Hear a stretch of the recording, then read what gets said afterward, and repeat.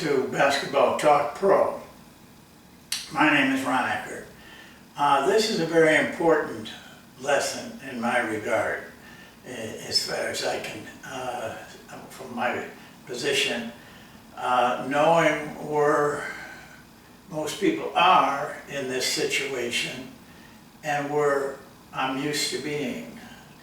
And it's a little bit different. So I want you to pay a lot of attention to what we're saying, because most things then will be out in the open. But we treat drills differently. We treat drills as something like a important thesis in your graduate school, or even bigger than that, a report made to the president of IBM or someplace like that.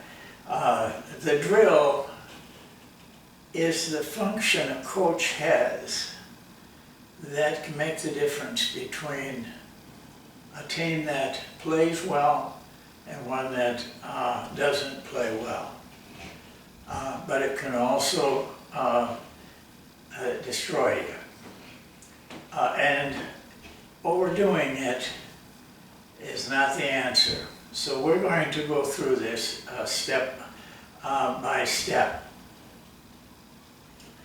And of course, we have a new championship, Milwaukee winning the NBA title last night.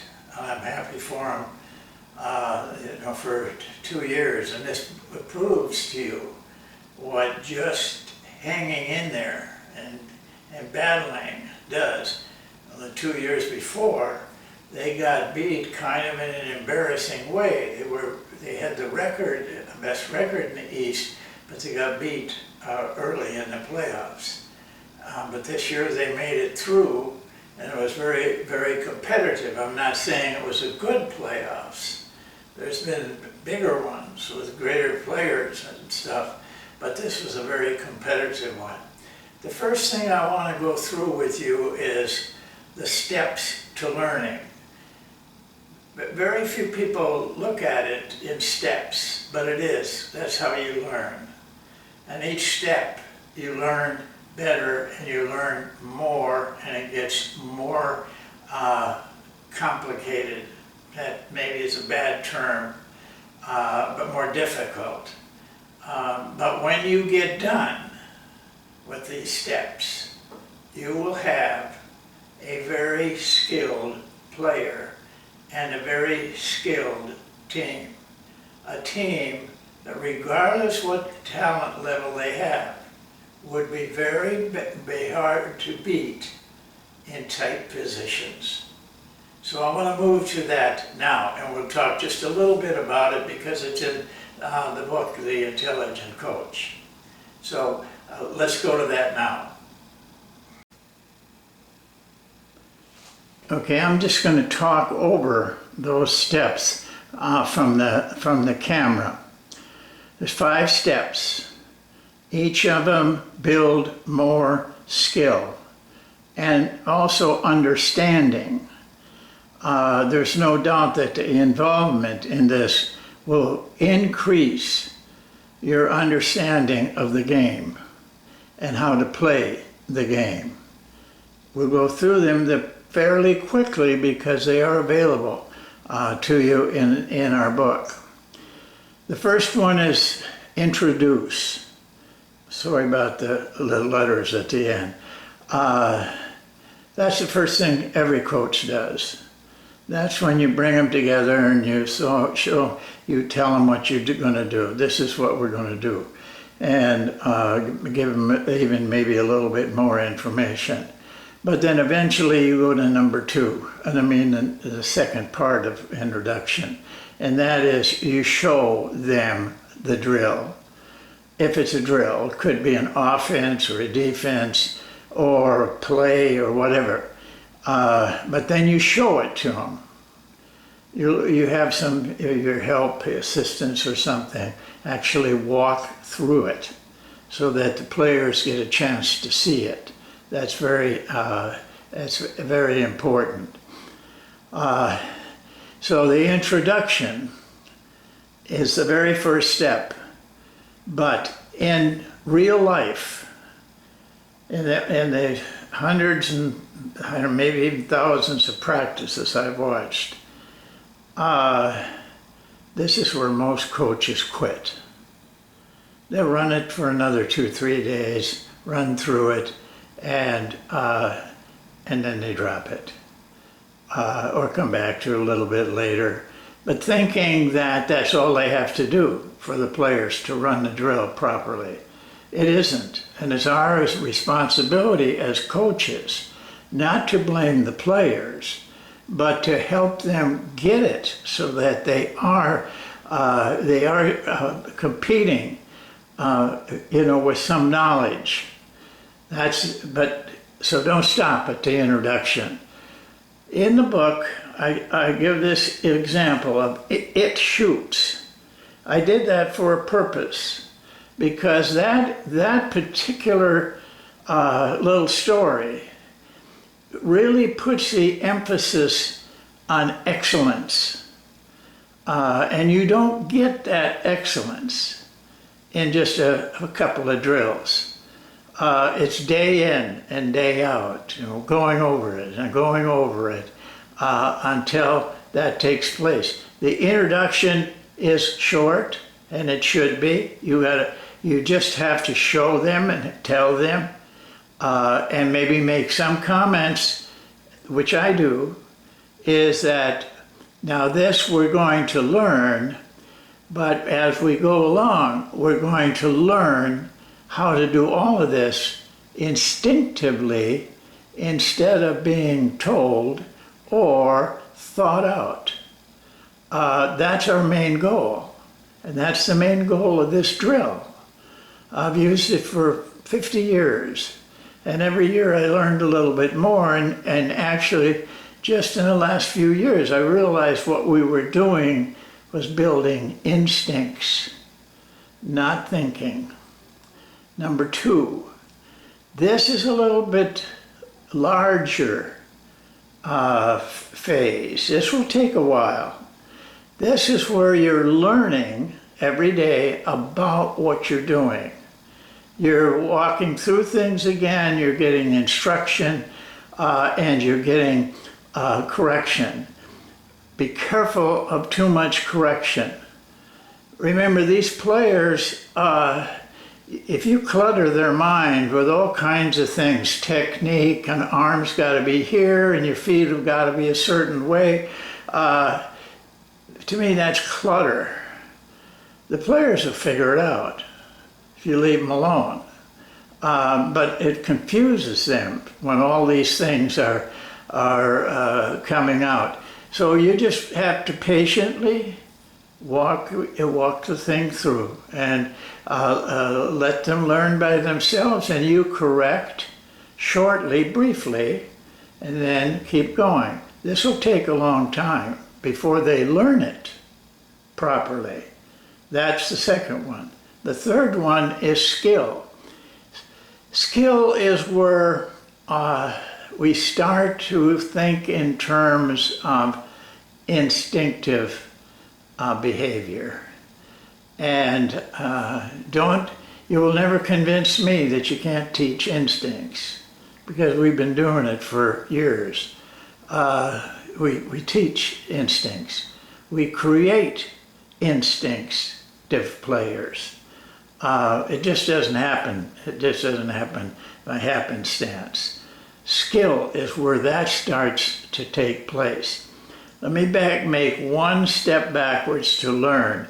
While they're learning, just do this for the good of the drill. Tell them they should not predetermine what they're going to do, but to get to that point where they have to do something, and then let feeling take over and do that. Don't try to think it out. Just do it. Remind them, do not predetermine what you're going to do. It'll take them a while. It's hard for them to do that because they're sitting over there. I'm going to try the curl next time, or maybe I should do the cut, back cut. If they can come into it and the screen is set and they just do what they feel like doing, they're doing the right thing. So now when you get to skill, that is made much bigger, because you're now getting to the point where a player is skilled and can do instinctive things if they are properly taught. The drill will teach them if you just don't try to take over from the drill. Skill then is a little bit of instinctive behavior. Introduce and learning, that is surface learning. Anybody can do that. When you get to number 3, skill, not everyone can. This takes a greater learning period to get to the skill area where they now are so skilled at what they're doing that the emphasis now is on not thinking, and that's the 3rd step.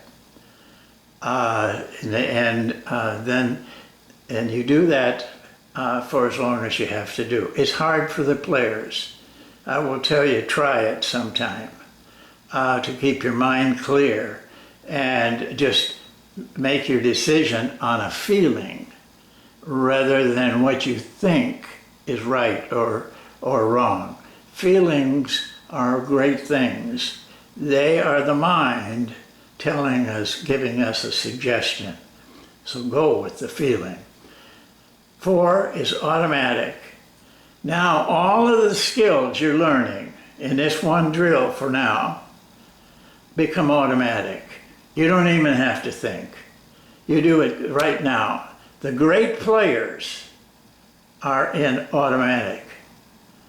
How they got there, I don't know. I mean, we can't say. You know, Michael Jordan, for example, was tremendously instinctive, and he will tell you that. He never thought of these things before he did them. It came to him in a flash, and he did it. Now, when they get into this area, I tell my players, do not worry. You will not make a mistake. Everything you do is what you should do.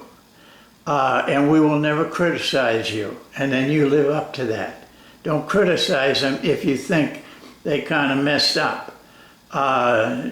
Because then they begin to think about it all the time.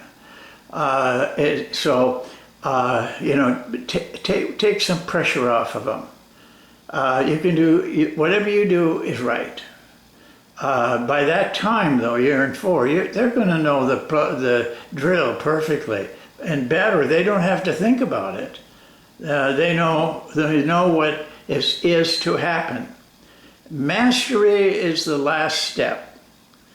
Mastery, though, is where it's like from a different source. It's spiritual. And in the story I told you about, the story It Shoots. The last shot, the dramatic shot by the master was really spiritual, because that's what the master says. It was not me that made the hit. It shot and it hit. In other words, who knows what it is? I won't go into that, but that's where the master is living with his skills. Now I want to go to the drill itself. I want you to know what I'm trying to do. Anybody can do what I put on paper. Anybody. That is surface knowledge. What we're seeking is deep knowledge as a coach, because without deep knowledge, instinctive knowledge, you're teaching the wrong thing. So just let me change over from this camera, and then I'll meet you at the next one. I hope you can see this part of it. If you don't see me, it's no problem. I'm just a cog here. What's really important is what's up here.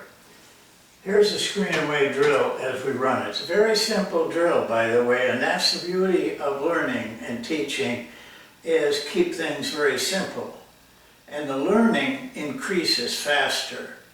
If you clog it up with all kinds of talk, then it slows everything down and you lose a lot. The drill, as I said, here's how I do it. We have a line on the top, 3 balls. I use 3 balls, so there's never a delay.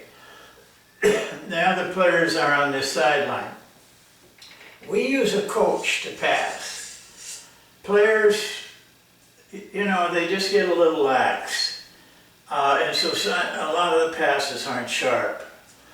And they aren't placed very well.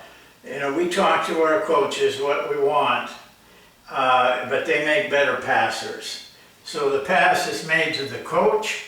The passer is now the screener, and this is the guy getting screened for, the cutter. And this is his move. This is actually this one. But the reaction of the screener is to roll. That's all there is to the drill. The guy who started and made the pass and set the screen goes to here. The guy who got the ball, or was this cutter, he goes to here.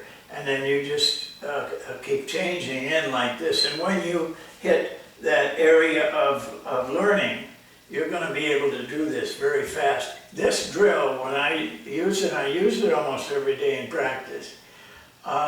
We could do in 8 to 9 minutes and get a really full workout, both sides. So that is surface knowledge. Anybody can do that. There's no skill involved in that. But here is what we teach within that. Here's the first thing. The guy throws to the coach, sets the screen. If he cuts to the top, which he does in this square, then they roll. Okay? So now you have 2 offensive situations. This is why when I first went to it, teaching those things made our offense so much better. Because the screener can maybe get the best shot. And a lot of times does if they're a team that pushes and shoves and stuff a lot. He may pop out for the best shot. Or this guy makes the pass, he sets the screen, then you can use a curl. And if it curls, this guy has to wait to see what his decision is.